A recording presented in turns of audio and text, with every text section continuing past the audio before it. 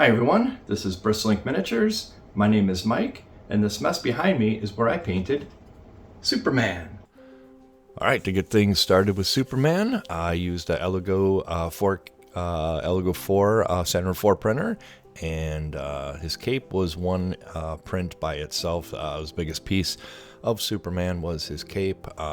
Had option to do it in multiple pieces or one, like this one here. It came out very, very well. I was really pleased with the way the cape came out, and the other pieces were printed separately, as I said. We'll get to the base here later on how I printed the base. I used a different technique, but anyhow, typical primed the model in a Chaos Black from Citadel, and here I just have it temporarily tacked together to apply the zenithal highlight, just using either a white paint or a white ink, I forget which. Doesn't really matter, just as long as it's white and it's from the light source down. So in this case, he's pretty much standing almost vertical. He's kind of leaning forward a little bit with the base here, but and then did the cape separately because the cape would block too much of Superman's body otherwise. And again, the cape is just positioned in the same orientation it would be on Superman, and hitting it again from this top down with the same white. His arms and his chest are going to be all the same color, so I'm just going to go ahead and glue these pieces together now. I could have glued them before I even primered it, but anyhow, there we are. Using my favorite red, this bold Pyro red from Monument Hobbies, the Pro Acryl series, and going ahead and giving it a base coat of this gorgeous, gorgeous red, which I thought was the perfect red for Superman. And just take my time with several coats. Red usually takes a couple of good coats to get a good coverage here. It looks like there's already, the way the light's hitting that cape, looks like there's already shadowing put in, but not quite yet. We'll get to that in a moment. And the same red, of course, on his boots. And just going ahead and, again, about 2 coats, I think is what it was here to get to the full coverage on all these surfaces. And after that first side of the cape was dry, flipped it over, and here we're hitting the outside of the cape, doing the same thing, just getting a nice, even, smooth coverage here with this red. This cape really turned out really, really impressive. It was definitely my favorite part of the model. Here I'm using this blood red, this speed paint here by Army Painter, and from the underside, just going ahead and giving it some more interest. It's a little hard to see in the video, but it definitely made it gave it a lot of shadow and defined the lines of like where the lines of where the sole would meet the top of the boot there, and just the curves there around the ankle and things like that. It really made a big difference. Otherwise, it just looks flat. If you just have one single color without any kind of a shading or highlights, it's just too flat looking. Here I'm doing the same thing. I'm holding the cape where the bottom is facing me and hitting all the sides that would face downwards with this the speed paint, and it's just really putting a nice shadow effect into the model, at least into the cape here. And just make sure I hit, and this is probably went over this maybe twice as well, 2 coats to give it the punch where I wanted. Using Pro Acryl just straight blue here. I thought this was, I looked at about 3 or 4 different blues and chose this one for Superman's outfit, his costume. I thought it was the most fitting. And again, just doing a full coverage undercoat from the underside and from the top as well, just giving this as the base coat for Superman. And finishing up the hair with the bigger brush along the top of the hair after all the edges were taken care of. One thing about this model, I thought it was going to be a 6 scale model when I started printing it, and then I realized shortly it actually ended up being an 8 scale, so it's a little smaller than the normal model I would choose. And you can see this me trying to do the paint the eyes. I actually have like the zoomy things. I'm wearing the zoomy microscopy looking glasses over my regular glasses, and here I'm just putting an off-white into the eyes here, and then going back with a little dab of blue, and I'm just working it back and forth. until I get his eyes the way they are. The video, I wasn't quite focused in. I think my camera thought that my headgear was more important than the model or something, and it got a little off focus. But so there's his eyes in there, and then I'll end up using that same color that I used on the hair and do his eyebrows as well. And again, just, you know, take your time. It's a sped up video. Take your time, little brush strokes, and you know, have a brush handy there with just water on it, just in case you make a mistake. You can get in there real quickly and whisk off the, you know, the area that you made the mistake on, and save the skin, so you don't have to repaint any skin. And here I'm using like a neutral gray color for highlighting the hair. And you know, this is a pretty common way of highlighting black, is you just put some lighter gray on it, or highlighting a dark gray with a lighter gray. A lot of, if you look at the Superman comics, actual comic books and that, they actually use the blue for highlight, which is also not a rare thing to do with black, is use some blues.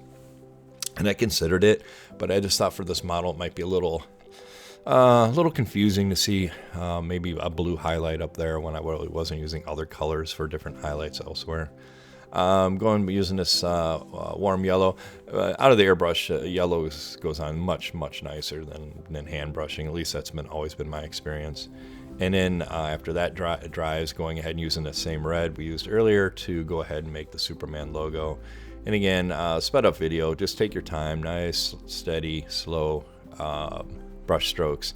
This S was erased pretty significantly, which made, you know, hitting the edges fairly easy.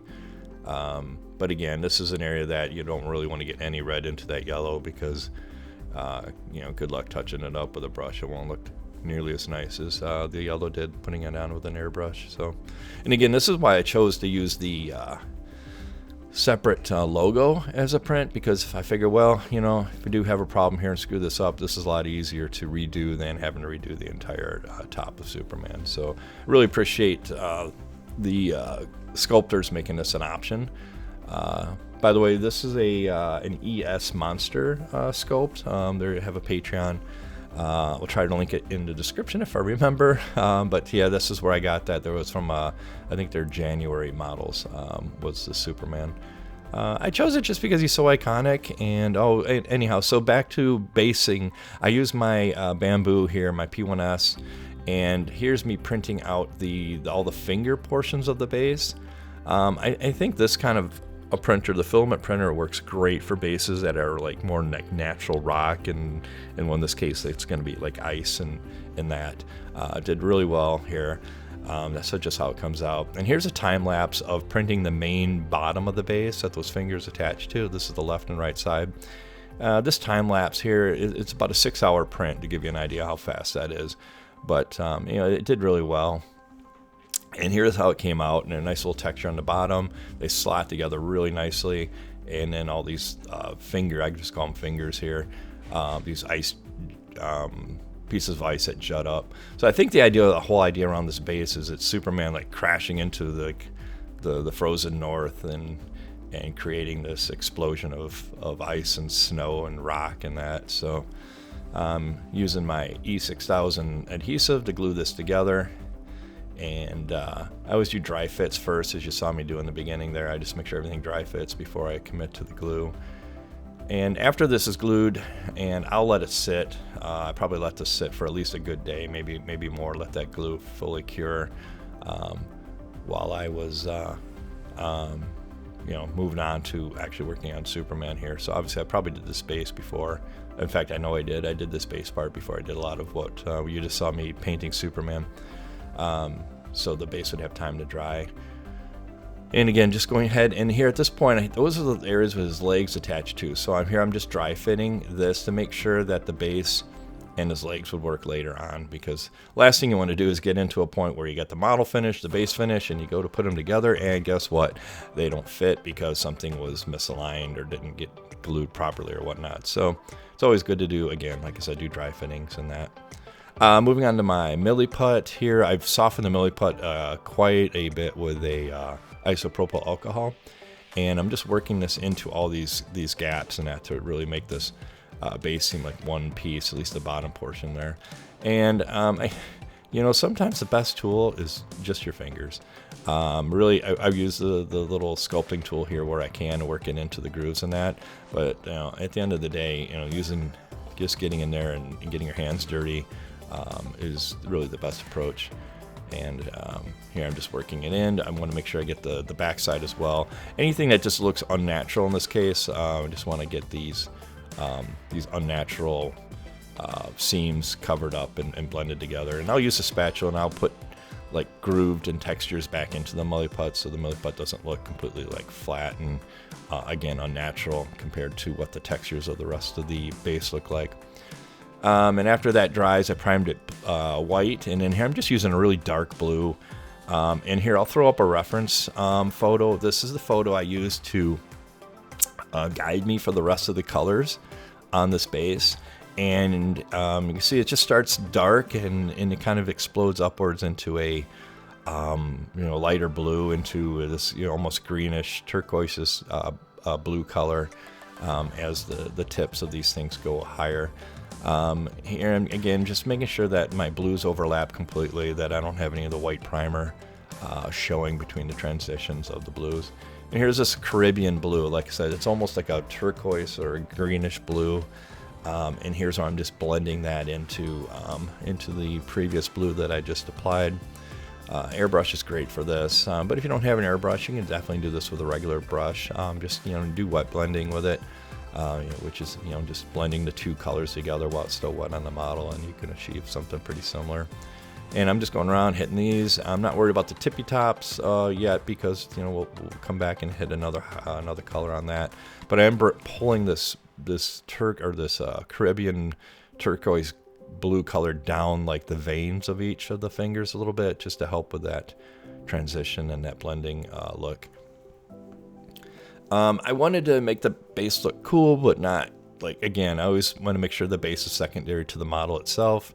So I don't want the base to be the thing that the eye goes to first. I want the eye to always go to the model first and then see the base. And so that was kind of a balance between, putting effort into the base for certain, but not where it would overshadow the actual model and the work done to the model. I'm using actually a pure white, which is one of the rare times I'll actually use a pure white or a pure black.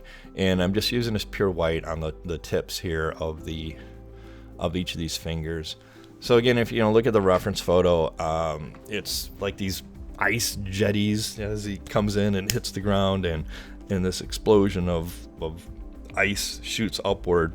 It would be like shooting upward through the snow, so the snow would be kind of up on the tips of each of these fingers. That's my my vision of what this base is supposed to be. And here I'm using that white with just a little bit of the Caribbean blue mixed in, and I'm just doing a dry brushing.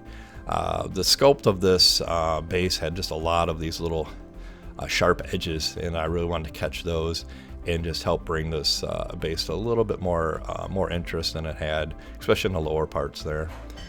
Just kind of breaking up that solid dark blue towards the bottom and like the palm of the hand, or the base, if you will. And it just gave it a little bit more interest there. And it just hitting this pretty aggressively, and also around the backside as well. I thought it was a little too flat and just needed a little extra oomph there, a little extra punch to really bring it out and make it look solid. And that almost wraps up the base, but then I wanted to give it that extra little touch, and I used this snow effect, this Tamara snow effect stuff. And again, sometimes the best tool is just your fingers. Here I'm trying to apply it with this little sculpting tool. And the idea here again was these fingers are shooting up from underneath the snow, right? So it's going to throw the snow upwards. It's going to catch the snow on the top of these fingers, especially in these little grooves, these little pockets on the top of each finger. So just go ahead and applying this stuff. This stuff goes on. It actually feels very much like wet snow, wet packing snow. It's really, really the texture here and the composition of the stuff. So I think you can water it down to get it more like a liquefied snow, if you will, but I didn't do that. I just kept it as is. And I would use the large chunks here on each of these fingers, and then when I had a little bit left over on my fingers, I would kind of just wipe it off the edges of each finger coming downward to trail the snow down a little bit lower. And after the stuff is applied, you just let it dry. You can go over it. You could seal it in like with a matte varnish. You could do that as well so it doesn't like flake off over time in that. So that's definitely an option. But again, working this stuff, I'm working on the back side as well. The back of the base is obviously not nearly as important, but I just wanted to make sure that I had it fully covered. And that's really how it turned out, just like that. And sticky hands. Washed off just with just warm water was enough to clean that off, by the way. And here I'm using a combination of my E6000 glue and super glue. We'll go ahead and use the E6000 on any of the areas that kind of like are load bearing or support the weight of the model, and then I'll use super glue for smaller areas or smaller pieces rather, like maybe the logo and his hands. And sometimes I'll use both. The nice thing about using both is you can put that E6000 on, and then that'll be like your long-term like super bond strength. But you can use super glue to also hold the pieces temporarily, because super glue will dry obviously within seconds, whereas the E6000 can take a day or more to fully cure. So it's great to, when you're assembling the model, it'll hold it in place while over the next day or so when the E6000 fully cures. Again, I do dry fits first. I think I got some of that out here, but I dry fitted each piece before I committed to putting the glue in, just to make sure there wasn't anything that got stuck in a pocket there, in a keyhole or anything, just to make sure we had no final issues with fitting before committing the glue. And here, I'm just making sure his head's down nice and firm, because the cape, or the cape will go on next, and that cape is extremely tight fitting. And here I'm putting it on now. I don't even bother with glue, because I know by doing previous fits to this that it's going to go on one time and never going to come off. And that one time when it slips on here, it's probably actually scratching his skin on the backside of his shoulders there a little bit. I mean, obviously the cape covers it, so you don't see it unless you took it back off again. But that went on super tight, so that was a one and done thing here. And here this is where I'll go ahead and put both the E6000, and I do believe I use some super glue as well to hold these two things together. There was obviously this is one of the main points where you have a lot of weight supporting the model there. And then here I'm holding him upright with my left hand while I'm trying to apply the super glue into the base here on my right. I didn't want to set him down and risk the two halves coming apart. And fitting him to the base, and just making sure that his feet are fully into the slots there. And there we have it. And Superman, Man of Steel, is ready to be put on display. Like I said, he ended up being an 8th scale model. Normally I try to do a 6th scale, or I haven't done a quarter scale yet, but when I find one that really grabs me, I'm going to definitely do quarter scale. But like I said, this guy's 8th scale, which means I think the figure itself without the base is about 9 inches tall, just to give a little bit of a reference of his size. But yeah, he was super fun to paint. Looking back now, if I were going to do anything differently, I might actually punch the blue highlights even brighter than I did. It looks great. I think it looks good there on the top, but it could have been a little extra contrast push there between the light blue and the dark blue. And maybe I would have done something a little different with the yellow on the belt to give it a little bit smoother of a finish than it ended up with. But overall, I'm really happy with the model. And I want to thank everyone so much for the support for the channel. I do appreciate each and every one of you. It's been just a joy so far to work on this channel. It is a new channel, and I'm a new YouTuber, as you can probably tell by me stammering and stuttering here as I try to get through the voiceover of these videos. But again, thank you so much for your support, and I will see you in the next one. Take care. Bye.